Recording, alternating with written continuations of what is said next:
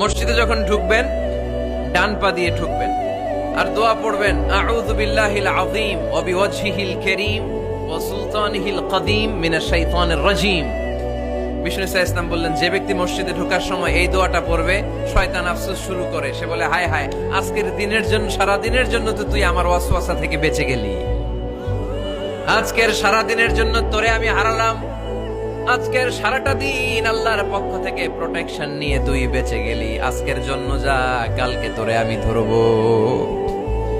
তিন শ্রেণীর ব্যক্তির বিরুদ্ধে আল্লাহ বলেন, আমি নিজেই কিয়ামতের দিন মামলা দায়ের করব। I will be against them in the day of judgment.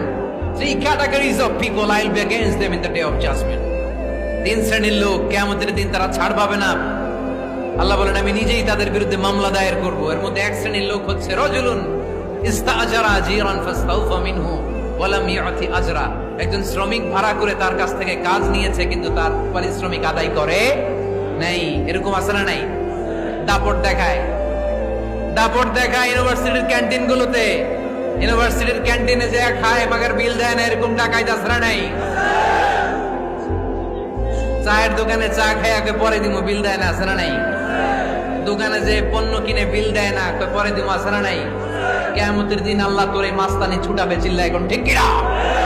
আনা খাসমুহুম, আমি নিজেই তাদের বিরুদ্ধে মামলা দায়ের করব। কথাটা কার? এজন্য বিশ্বনবী বললেন, খবরদার, মেহনতি মানুষ, খেটে খাওয়া মানুষ, এদের দোয়া কবুল হয়ে যায়। আতুল আজীরা আজরাহু ক্বাবলা আন ইয়াজিফা আরাকুহু। খবরদার, বিশ্বনবী বললেন, শ্রমিকের ঘাম শুকিয়ে যাওয়ার আগে তাদের পারিশ্রমিক মিটিয়ে দাও। বিশ্বনবীর বিখ্যাত হাদিস, আতুল আজীরা আজরাহু ক্বাবলা আন ইয়াজিফা আরাকুহু।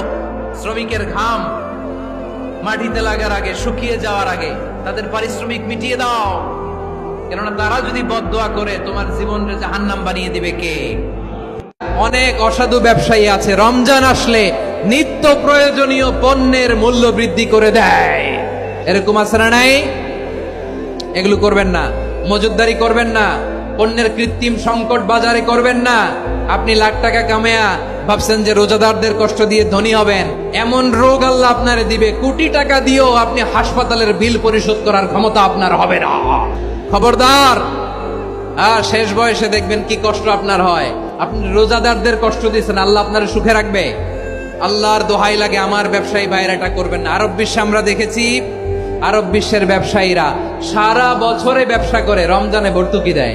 আর আমার দেশের কিছু অসাধু ব্যবসায়ী রমজানে গলাকাটা ব্যবসা করে আর সারা বছর সইটার উপর দিয়ে চলে, চিল্লায় বলেন ঠিক কিনা? করবেন না, এটা করবেন না। নিত্য প্রয়োজনীয় পণ্যের মূল্য বৃদ্ধি করা হারাম, পণ্যের কৃত্রিম সংকট তৈরি করা হারাম, মজুদদারি করা হারাম, রোজাদারদেরকে কষ্ট দেয়া হারাম, এটা করবেন না। আল্লাহ, আমার আর আমার গুনার মাঝে এতটুকু দূরত্ব করে দাও, পূর্ব থেকে পশ্চিম যত দূর, আমার আর আমার গুনার বোঝার মাঝে এতটুকু দূরত্ব তুমি করে দাও। সাদা কাপড় যেমনি ধুয়ে ফকফকা করা হয়, আল্লাহ আমাকে তুমি গুনামুক্ত করে এরকম ফকফকা সাদা বানিয়ে দাও, শুভ্র বানিয়ে দাও। আল্লাহ আমাকে তুমি বরফ দিয়ে, ঠান্ডা পানি দিয়ে, তুষারপাত দিয়ে ধুয়ে আমার গুনাহগুলো তুমি পরিষ্কার করে আমাকে তুমি নিষ্পাপ করে দাও। আপনি চিন্তা করবেন না, কারণ ফাইন্না মাআল উসরি ইসরা, indeed with every hardship there is is. প্রত্যেক কষ্টের পরেই আনন্দ আছে না নাই? প্রত্যেক দুঃখের পরেই সুখ দিয়েছে কে? আল্লাহ শিখাই দিলেন, পড়ো, রব্বানা আতিনা ফিদ দুনিয়া হাসানা ওয়া ফিল আখিরাতি হাসানা ওয়া কিনা আযাবান নার।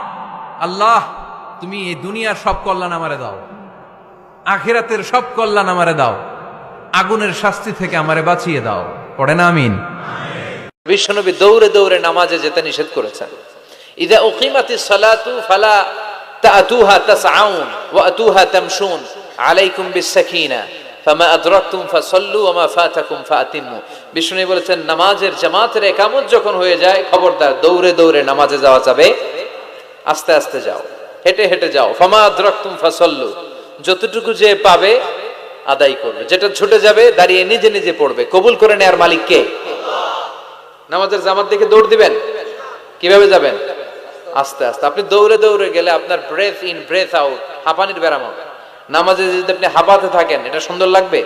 আপনি কার সামনে দাঁড়াচ্ছেন? সব রাজার বড় রাজা, মহারাজা, চিল্লা এখন ঠিক কিনা? তার সামনে দাঁড়িয়ে হাঁপানির ব্যারাম দেখানোর কোনো সুযোগ, ধীরস্থির ভাবে যাবেন। সব সময় আল্লাহর কাছে এই দোয়াটা যেন আমরা করি, আল্লাহ কিয়ামতের দিন তুমি আমার হিসাব নিও না, আল্লাহ তুমি আমার বিচার বসিও না, আল্লাহ তুমি দয়া করে আমারে মাফ করে দিও। আল্লাহ যার বিচার করবেন ও জাহান্নামে যাবে, আর যার বিচার করবেন না সে জান্নাতে যাবে। هو الله الذي لا إله إلا هو عالم الغيب والشهادة هو الرحمن الرحيم هو الله الذي لا إله إلا هو الملك القدوس السلام المؤمن المهيمن العزيز الجبار المتكبر سبحان